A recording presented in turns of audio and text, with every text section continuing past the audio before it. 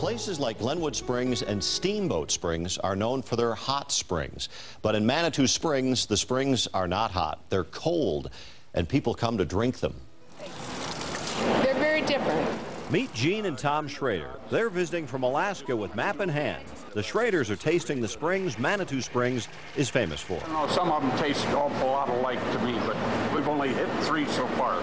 Manitou Springs has 11 active springs you can sample, and there may be another 17 springs on private property and buried underground.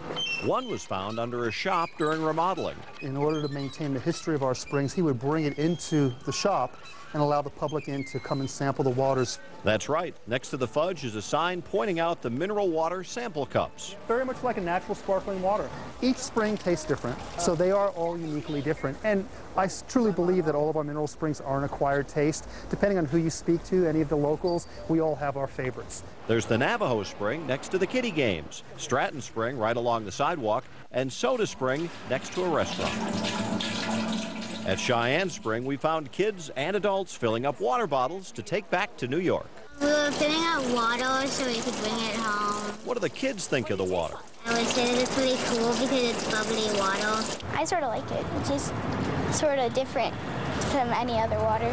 Like sparkly and like tastes sort of funny. It's so famous, the water from 7 Minute Spring is used to make lemonade each year for people registering to run the Pikes Peak Marathon.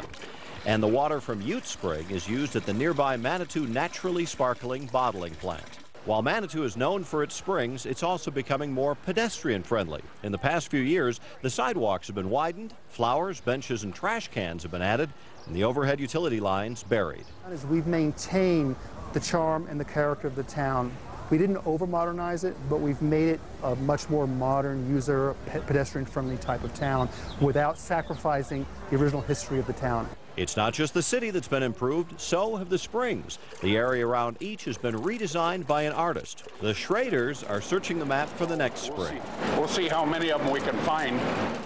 Each spring is tested each month for purity and safety. You can print a tour brochure with directions to each of the springs on our website, thedenverchannel.com. Just click on weather.